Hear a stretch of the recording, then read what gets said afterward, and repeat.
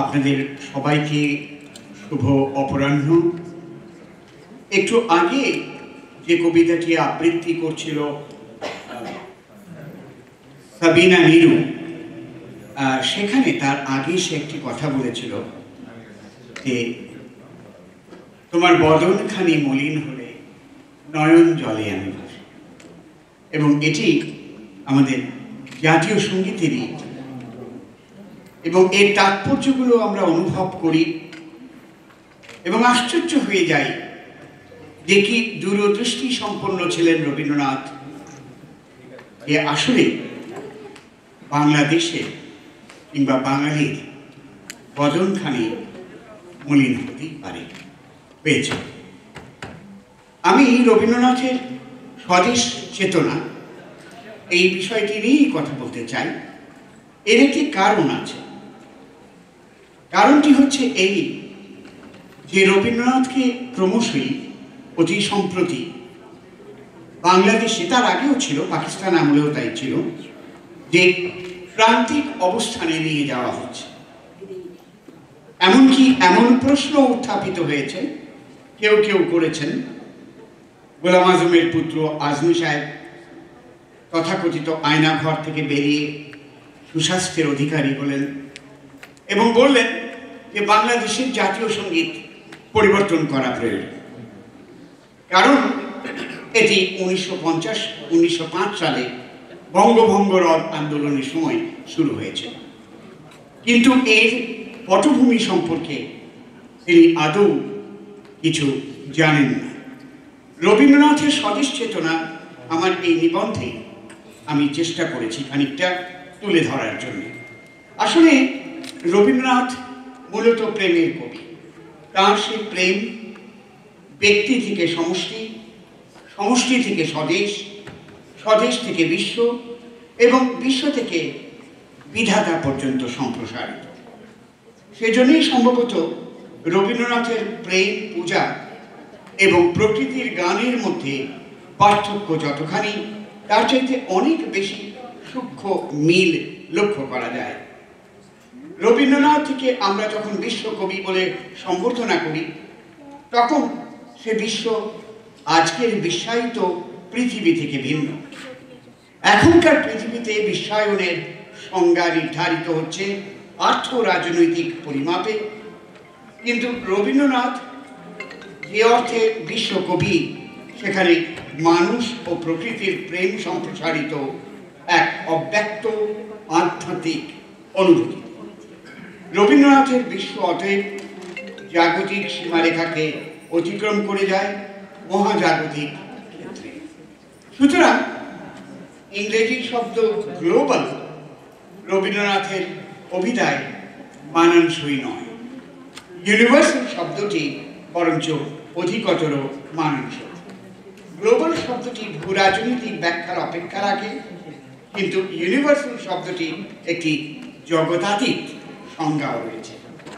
এখানে আরও একটি কথা বলা জরুরি যে রবীন্দ্রনাথ বিশ্বকবি কবি কেবল স্থানিক অর্থে নয়, কালিক অর্থে, এবং বলাই বাহুল্য এই উভয় অর্থে তার প্রেম প্রসারিত। রবীন্দ্রনাথ অতএব প্রকৃতি ও মানবের মধ্যে এক ধরনের অতি জাগতিক বন্ধন স্থাপন করতে সক্ষম হয়েছেন তার সাহিত্যে অভিন্ন ভালোবাসা প্রকাশের মধ্য দিয়ে। মানুষের প্রতি এই ভালোবাসার কারণেই বোধ করি রবীন্দ্রনাথের স্বদেশ প্রেম রাষ্ট্র নির্ভর নয় ততটা, যতটা সমাজ নির্ভর। রাষ্ট্র হচ্ছে রাজনৈতিকভাবে সংগঠিত এমন একটি সত্তা যেখানে মানবিক কিংবা আর্থিক বিষয়টি খুব বেশি একটা গুরুত্ব রাখে না।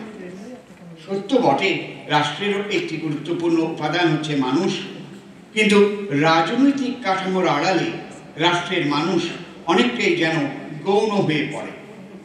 তার দেশপ্রেম ভারতের অগণিত মানুষের বিচিত্র জীবন ধারণের একই খাতে বইয়ে দেওয়া ভাবনা অথবা বৈচিত্র্যের মধ্যে ঐক্য প্রতিষ্ঠা, সেই সময় ব্রিটিশ রক্তচক্ষুর মাঝে দাঁড়িয়ে তাই অগণিত জনগণের জন্য লিখতে পারেন রাশিয়ার চিঠি, যেখানে কার্ল মার্ক্সের দর্শন প্রতিফলিত হয়েছে সমাজতন্ত্রের পথ ধরে।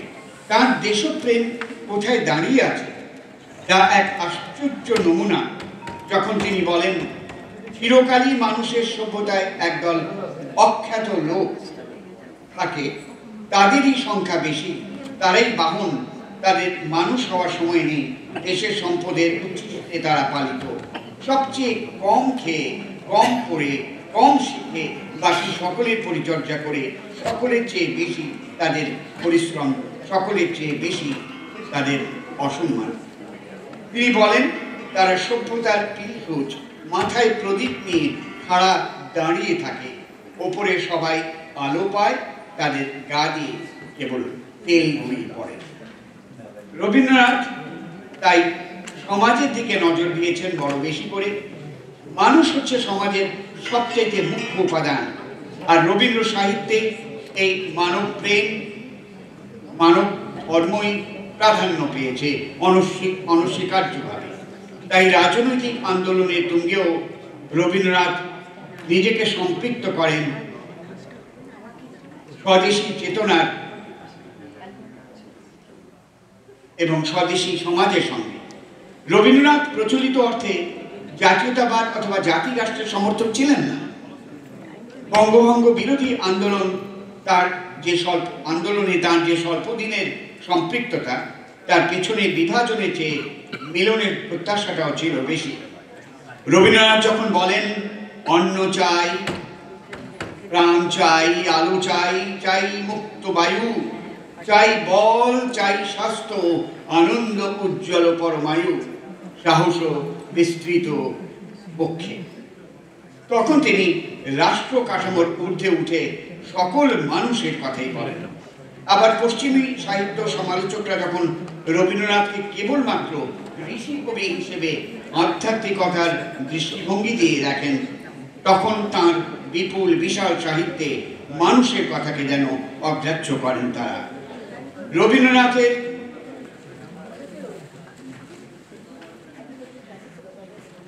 রবীন্দ্রনাথের জীবন দেবতা যে তাকে মানুষ থেকে বিচ্ছিন্ন করেননি, সে কথা বলার অপেক্ষা রাখে না। রবীন্দ্রনাথের স্বদেশ প্রেমের পূর্ণ প্রকাশ আমরা লক্ষ্য করি বঙ্গভঙ্গ আন্দোলনের সময় 1905 থেকে 11 বিরোধী স্বদেশী আন্দোলনের সময়, অর্থাৎ বঙ্গভঙ্গ বিরোধী আন্দোলনের সময়, যাকে স্বদেশী সমাজের আন্দোলন বলা হয়। সেই সময় রবীন্দ্রনাথ যে অনেকগুলো স্বদেশী গান রচনা করেন, তার মধ্যে নিঃসন্দেহে বাংলাদেশের জাতীয় সঙ্গীতও অন্যতম। তবে এটাও সত্যি কথা যে রবীন্দ্রনাথ এই স্বদেশী আন্দোলন থেকে ক্রমশই নিজেকে সরিয়ে নেন, যখন লক্ষ্য করেন যে এই আন্দোলন হিন্দু ও মুসলমানদের মধ্যে একটি বিভেদ রচনার ক্ষেত্র তৈরি করেছে। আন্দোলনটি মিলন নয়, সাম্প্রদায়িক বিভাজনের বিষাক্ত বীজ বপন করেছে। এই উপলব্ধি রবীন্দ্রনাথকে এই আন্দোলন সম্পর্কে হতাশ করে তোলে। সেই হতাশার কথা আপনারা রবীন্দ্রনাথের চোখের বালি উপন্যাসে স্পষ্ট দেখতে পান। রবীন্দ্রনাথের ঘরে বাইরে উপন্যাসেও তা আছে। যখন নিখিল ও সন্দীপের মধ্যে দ্বন্দ্বের মধ্যে ফুটে উঠেছিল স্বদেশী আন্দোলনের দুর্বলতার দিক, গরিব মুসলমান প্রজাদের দুঃখ, দুর্দশা ও দুর্ভোগের কথা রবীন্দ্রনাথ বলেছেন নিখিলের মুখে। সন্দীপের বাক সর্বস্ব স্বাধীনতা সেখানে বিপর্যস্ত। এ নয় যে রবীন্দ্রনাথ বাংলার ঐক্য চাননি। তিনি গেয়েছিলেন, বাংলার যত ভাই ও বোন এক হোক, এক হোক, এক হোক হে ভগবান। তবে সেই ঐক্য যখন স্থাপনের পথ অনেকটাই রুদ্ধ হলো, আন্দোলন যখন স্বতঃস্ফূর্ততা হারিয়ে ফেলল, জোর জবরদস্তির মধ্য দিয়ে রবীন্দ্রনাথ তখন সরে আসলেন এই স্বদেশী আন্দোলন থেকে, কিংবা বঙ্গভঙ্গ রদ আন্দোলন থেকে। এই বেরিয়ে আসার কারণে রবীন্দ্রনাথ অনেকের কাছে তীব্রভাবে সমালোচিত হন। সেই সময় আচার্য জগদীশ চন্দ্র বসুর স্ত্রী অবলা বসু রবীন্দ্রনাথের সমালোচনা করেন। জবাবে 1908 সালে রবীন্দ্রনাথ লেখেন, Patriotism cannot be our final spiritual shelter. My refuge is humanity.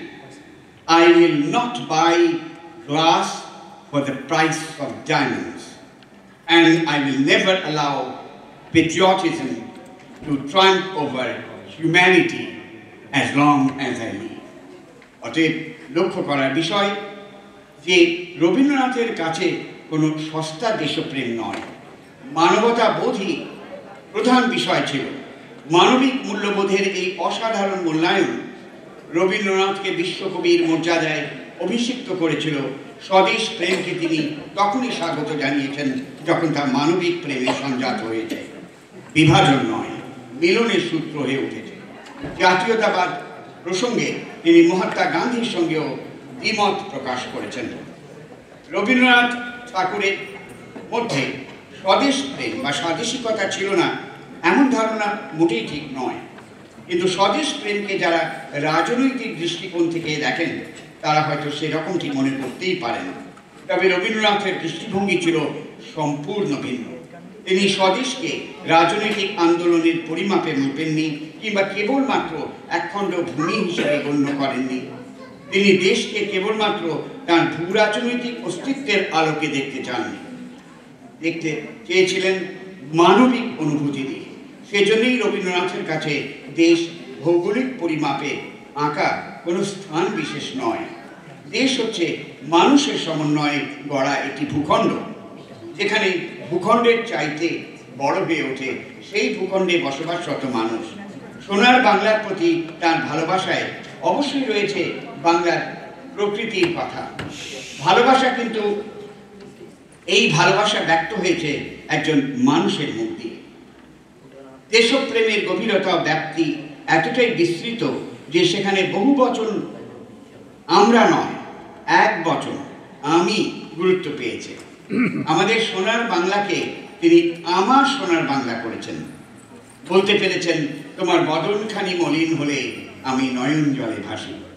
এ কেবল প্রেমিক ও প্রেমাস্পদের অনুভূতির সমতুল্য, যেখানে স্বদেশের সঙ্গে দেশবাসীর সম্পর্ক এতটাই আন্তরিক এবং অন্তরঙ্গ বটে যে সেখানে বহুমুখী নয়, একক অনুভূতিটাই প্রাধান্য পায়। বাংলাদেশের জাতীয় সঙ্গীতের প্রতিটি শব্দপুঞ্জের যদি আপনি বিশ্লেষণ করে দেখেন তাহলে দেখতেই পাবেন দেশ ভূখণ্ড নয়, যেন ব্যক্তি হয়ে উঠেছে। কাব্যিকভাবে উৎপ্রেক্ষার ব্যবহারের মাধ্যমে তিনি স্বদেশকে ব্যক্তিকরণ বা ইংরেজিতে যাকে পার্সনিফিকেশন বলা হয় ঠিক সেটাই করেছেন। আর এর ফলে দেশের সঙ্গে তার একটা আত্মিক সম্পর্ক স্থাপিত হয়েছে। আমি আগেই বলছিলাম যে জাতীয়তাবাদ প্রসঙ্গে মহাত্মা গান্ধীর সঙ্গে রবীন্দ্রনাথের দ্বিমত ছিল। গান্ধী জাতীয়তাবাদের সমর্থনে বলেন যে আন্তর্জাতিকতাবাদে পৌঁছতে হলে জাতীয়তাবাদের পথ ধরেই এগোতে হবে। রবীন্দ্রনাথ গান্ধীকে সম্মান করতেন, এ কথা যেমন সত্যি, তেমনি জাতীয়তাবাদের ব্যাপারে রবীন্দ্রনাথের সঙ্গে গান্ধীর দ্বিমত ছিল।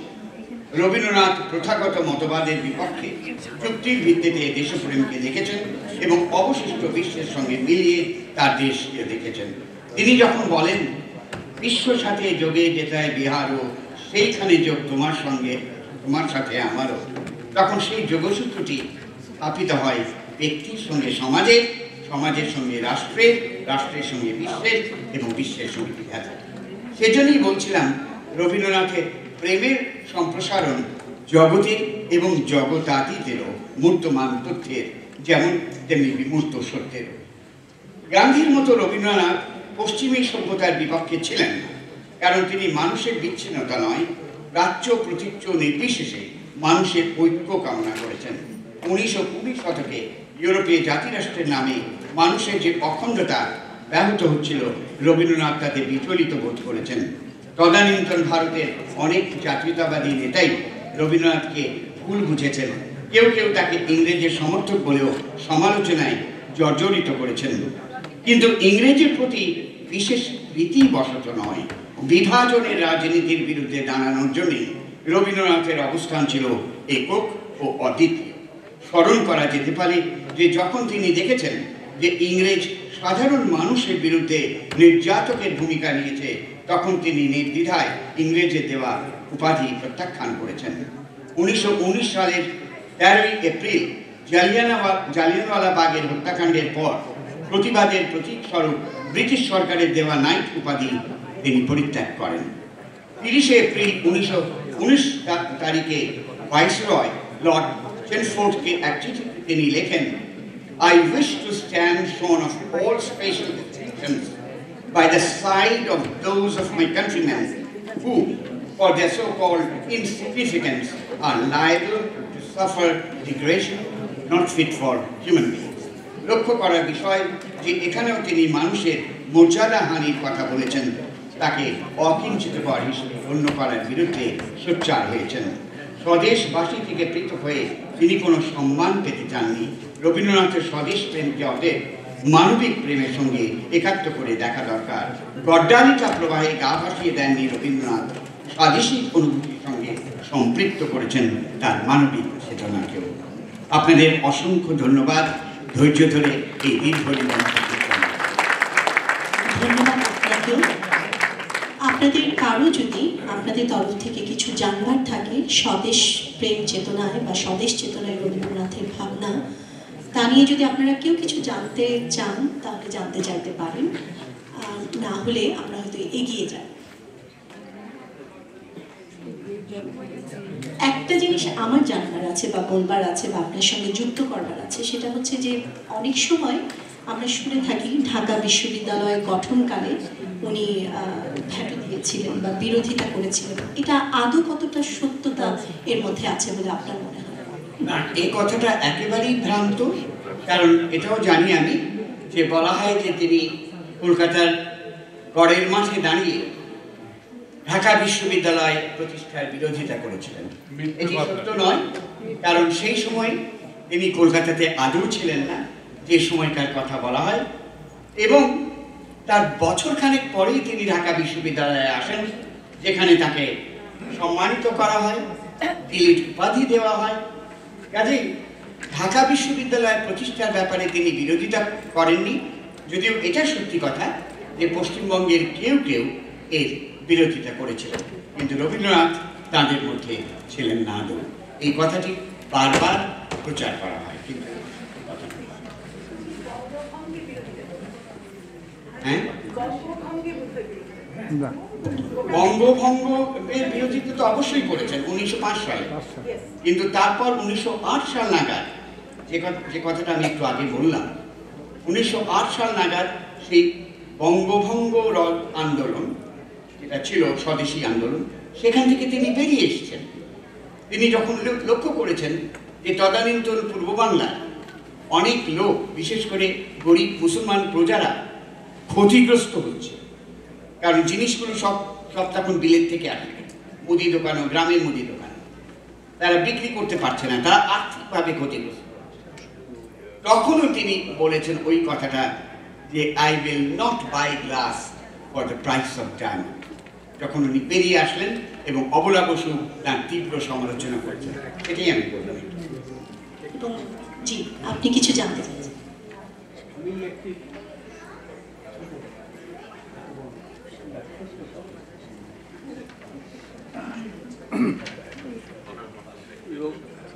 রবীন্দ্রনাথ সম্পর্কে সাধারণত বলা হয়ে থাকে তিনি মুসলিম বিরোধী ছিলেন, ইসলাম বিরোধী ছিলেন, এবং বাঙালি মুসলিমকে তিনি সম্পূর্ণভাবে স্বীকৃতি দেননি। আমি জানাতে চাই যে শান্তি নিকেতন যখন প্রতিষ্ঠিত হলো, তখন হাঙ্গেরি থেকে তিনি ইসলামের সবচেয়ে বড় গতিভাজি ছিল তাকে নিয়ে এলেন শান্তিনিকেতনে, ইসলাম এবং সামাজিকতা, দূরদর্শিতা এবং দর্শনের প্রধান করে। এবং 1931 সালে সেই ভদ্রলোক জার্মানুকুস এখন স্বীকৃত ইসলামিক স্কলার, তিনি ঢাকায় কাজ করেছেন, নারায়ণগঞ্জে কাজ করেছেন, রবীন্দ্রনাথ তাকে নিয়ে এসেছেন। তার থেকেও আরো একটি বড় সম্পর্ক রবীন্দ্রনাথের বাংলাদেশের সাথে আছে, সেটা আমি বলতে চাই। সেই সময় জামানুকেসের সাথে একটি 21 বছরের তনয়া এসেছিলেন, রজা হারনই। তিনি তার 3 বছরের কাহিনী লিখেছিলেন ফিরে গিয়ে। এটার নাম হয়েছে বাংলার তুর্য বলে। 3 বছরের কাহিনী শান্তিনিকেতনের ওপরে। বাঙালির মুসলিম, বাঙালি হিন্দু, পৃষ্ঠে খ্রিস্টান, কৃষক, তাদের মানসিকতা নিয়ে এই বইটি তিনি লেখেন। হাঙ্গেরি সাহিত্যে তিনি স্বীকৃত হন। তিনি প্রায় 11 লক্ষ কপি বিক্রি হয়েছে সেই বইটির। কিন্তু সেই বইটি যখন অনুদিত হলো ইংরেজিতে 1960 সালের দিকে, সেটি কিন্তু কলকাতায় ছাপা হয়নি। ছাপা হয়েছে কোথায়? ছাপা হয়েছে বাংলাদেশে। চেপেছেন কে? ইউনিভার্সিটি প্রেস 1992-তে। এবং সেই থেকে সেই রজা হারনইয়ের বই হিন্দিতে হয়েছে, 10টি ভাষায় হয়েছে। কারণ এই রজা হারনই প্রকৃত বাঙালির চিত্র এবং রবীন্দ্রনাথের চিত্র তুলে ধরেছিলেন, যেটা পশ্চিম বাংলার অনেক মননের কাছে ভালো লাগেনি এবং তারা এই বই প্রকাশে বাধা দিয়েছিল। সেই জন্য আজকে আমি মহিউদ্দিনকে শ্রদ্ধা জানাই, প্রকাশক মহিউদ্দিনকে এবং কায়সুর হককে, যিনি এই বইটি বাংলাদেশে নিয়ে এসেছিলেন। এবং রবীন্দ্রনাথ যে আমাদের জাতীয় কবি, তার একটি বড় কারণ আমাদের মনন এবং মানসিকতা তিনি স্বীকৃতি দিয়েছিলেন, সৃষ্টি করেছিলেন। ধন্যবাদ। রবীন্দ্রনাথ ঠাকুর বিশ্বকবি, আমাদের জাতীয় কবি কাজী নজরুল ইসলাম। অনেক ধন্যবাদ বিশেষত ডক্টর আব্দুল নূরকে। নূর ভাই অত্যন্ত চমৎকারভাবে কিছু তথ্য দিলেন এবং রবীন্দ্রনাথ সম্পর্কে যারা বিষোদ্গার করেন, এবং আরও একটি কথা, রবীন্দ্রনাথ এবং নজরুলকে পরস্পরের প্রতিদ্বন্দ্বী করে তোলার চেষ্টা করেন মৌলবাদীরা, কিন্তু আসলে এরা পরস্পরের সহায়ক ছিলেন। বয়সে অনেক ছোট ছিলেন নজরুল, কিন্তু শ্রদ্ধা করতেন রবীন্দ্রনাথকে, রবীন্দ্রনাথও স্নেহ করতেন। কাজে সেই সাম্প্রদায়িকতার বিশ্বাসপ যারা ছড়াতে চেষ্টা করেন, তারা রবীন্দ্রনাথের অবমূল্যায়ন করেন, নজরুলেরও অবমূল্যায়ন করেন। অসংখ্য ধন্যবাদ।